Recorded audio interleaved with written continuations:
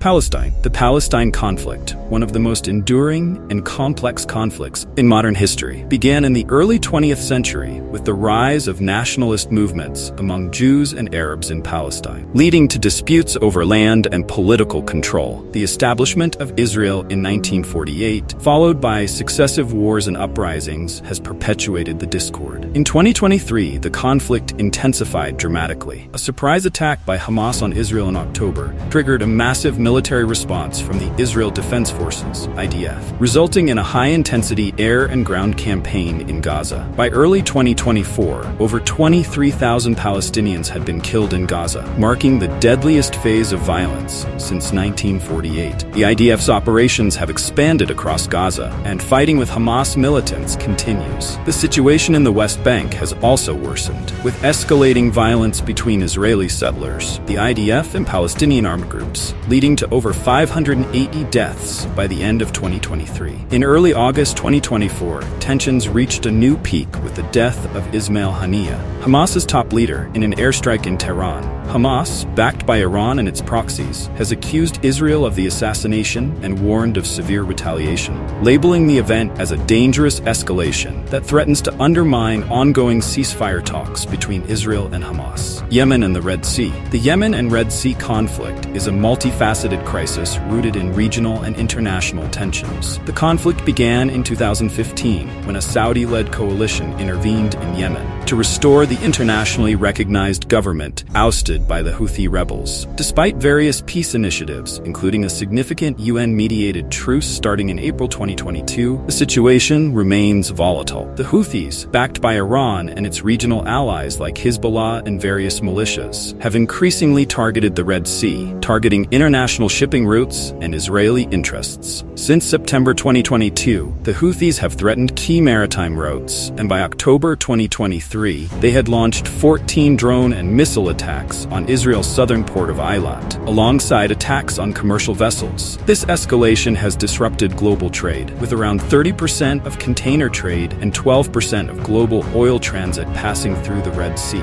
leading to rerouted shipping and increased insurance costs. The conflict has claimed over 160,000 lives since 2015, with ongoing violence impacting civilians and exacerbating humanitarian issues. Despite a peace agreement announced in December 2023, which included measures such as the payment of public sector salaries and resumption of oil exports, the situation remains unstable. The Houthis' strategic use of the Red Sea conflict and their alignment with Iran complicates regional dynamics and threatens broader stability. The Sahel conflict, rooted in the 2012 jihadist insurgency in Mali, has engulfed Mali, Burkina Faso, and Niger, creating a deadly and complex situation. The conflict is driven by Al-Qaeda's Sahelian branch, Jamaat Nusrat al-Islam wal Muslimin, and the Islamic State Sahel province, who have exploited political instability and weak state control to expand their influence. The violence has led to widespread suffering, with over 7,000 deaths since 2020 and hundreds of thousands displaced. In 2023, the conflict reached new levels of intensity. Burkina Faso alone experienced over 8,000 deaths, making it one of the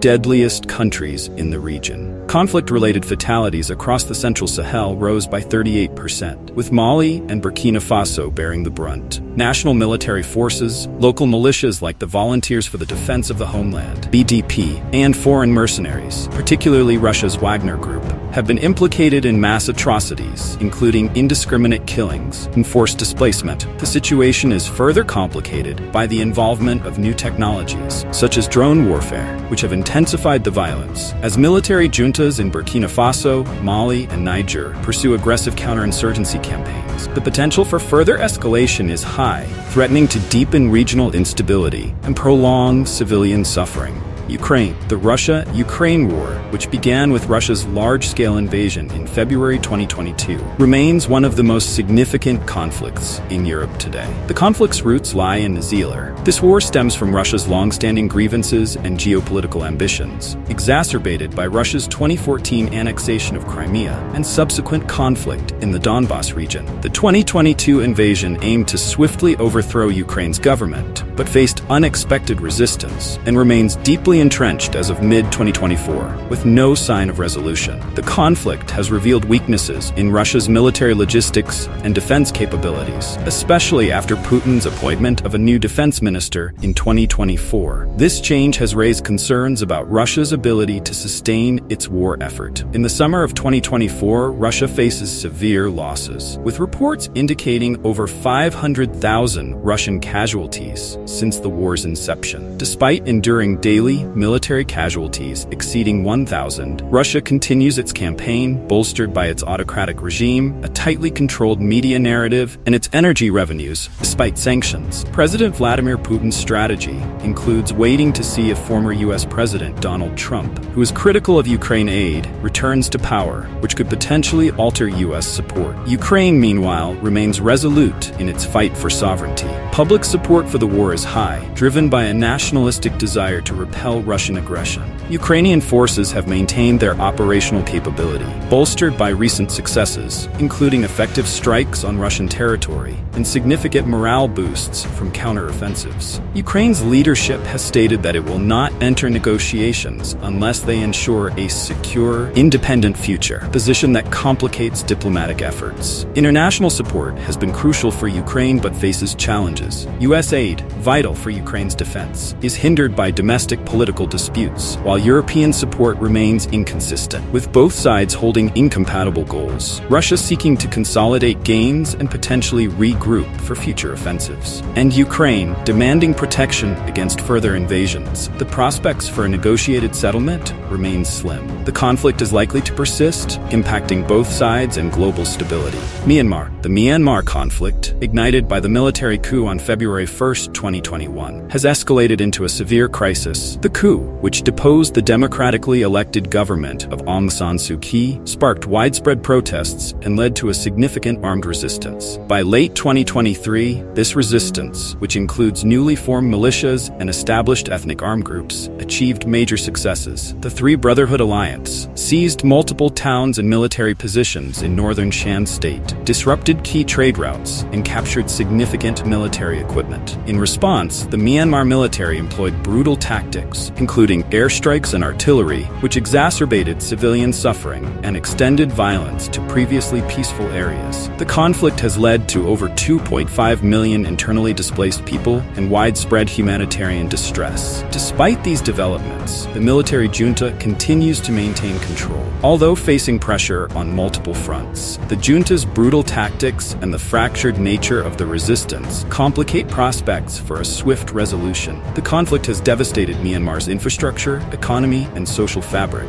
with no clear end in sight. Haiti. The Haiti conflict, which intensified following the assassination of President Jovenel Moïse in July 2021, has plunged the country into severe turmoil. Since the coup, gang violence has surged, with criminal organizations controlling large areas of Port-au-Prince and the Artibonite Valley, with over 5 million people in need of aid. In 2023, violence escalated significantly, with approximately 1,980 fatalities, a 39% increase from the previous year. Haiti's political instability exacerbates the crisis. Acting Prime Minister Ariel Henry's government faces widespread opposition and accusations of illegitimacy, hindering effective governance and response. Vigilante groups, known as Bokale, have emerged in response to gang violence, leading to further turmoil and additional civilian casualties. International intervention is set for early 2024, with a Kenya-led force, though its effectiveness is uncertain. Challenges include navigating urban areas, local political complexities, and concerns over Kenya's human rights record. Future stability in Haiti depends on the mission's success, political negotiations, and addressing corruption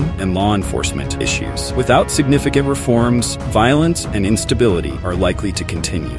Armenia-Azerbaijan. The Armenia-Azerbaijan conflict centers on the disputed Nagorno-Karabakh region, an area with a complex history of ethnic and territorial disputes. The conflict began in the 1990s when the ethnic Armenian majority in Nagorno-Karabakh, supported by Armenia, declared independence from Azerbaijan, leading to a war that resulted in the displacement of Azerbaijanis. Despite numerous peace talks, the conflict remained unresolved for decades. The 2020 war, marked by Azerbaijan's military advances with Turkish support, saw significant territorial gains for Baku, including parts of Nagorno-Karabakh. A Russian-mediated truce introduced peacekeepers to the region, but with Moscow preoccupied by the Ukraine conflict, Azerbaijan intensified its efforts in 2022. It blockaded the Lachin corridor, vital for Nagorno-Karabakh's access to Armenia, and by September 2023, Azerbaijan swiftly retook the enclave, displacing over 100,000 ethnic Armenians. Current tensions are compounded by ongoing border clashes and disputes over a land corridor to Azerbaijan's exclave, Nakhchivan, which Armenia has not yet agreed to. A December 2023 agreement between the two countries included a prisoner exchange and tentative normalization of relations, but unresolved issues remain. Future developments depend on the success of ongoing negotiations. If talks falter, Azerbaijan may resort to further aggression,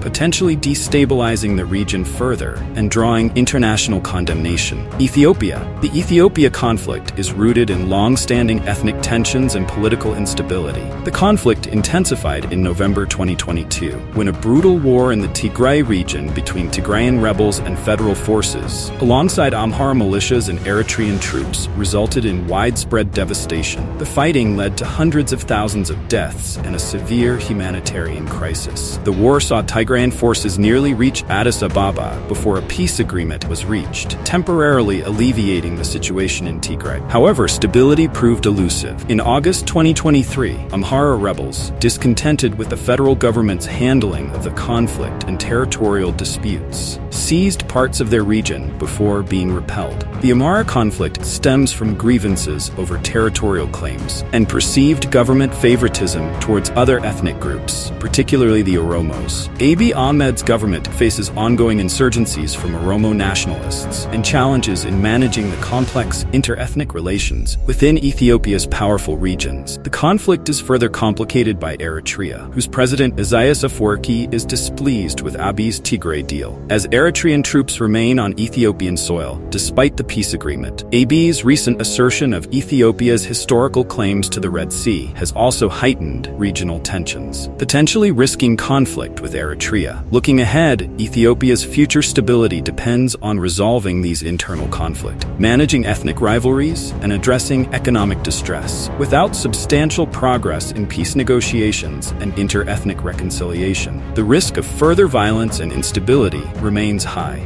Mexico. In 2023, Mexico's conflict was one of the most severe globally, driven by over 70 armed groups battling for control over illicit economies like drug and human smuggling. These criminal organizations, deeply embedded in various sectors, have contributed to Mexico's high-intensity conflict status, historically fueled by cartel rivalries for smuggling routes and illegal markets. Violence surged in 2023 due to President Andrés Manuel López Obrador's shift from a softer approach to increased military action. Major players, including the cartel Jalisco Nueva Generación, CJNG, and the Sinaloa cartel, intensified their conflicts in states like Michoacán, Guanajuato, and Nuevo León. Guerrero, Chiapas, and Tamaulipas also experienced heightened violence due to cartel turf wars. The civilian toll has been severe, with nearly 5,200 violent incidents, making Mexico the most dangerous country for civilians. The violence has driven increased migration to the U.S., with criminal groups exploiting migrants. Looking ahead, the 2024 elections may further inflame political violence, and ongoing cartel disputes, combined with potential shifts in U.S.-Mexico relations, will likely exacerbate the volatile situation. The incoming administration will face significant challenges in tackling organized crime and ensuring public safety. Sudan. The Sudan conflict, which erupted in April 2023, has devolved into a severe national crisis. It began with a power struggle between the Sudanese armed forces, led by General Abdel Fattah al-Burhan, and the Rapid Support Forces (RSF), commanded by Mohamed Hamdan Dagalo, known as Hemeti. Both leaders had been key figures in Sudan's Transitional Sovereign Council, until their coup in October 2021 dissolved the civilian government and established a military junta. The immediate cause of the conflict was a disagreement over integrating the RSF into the SAF, a proposal that triggered violent clashes, starting in Khartoum's Tri-City area. Since then,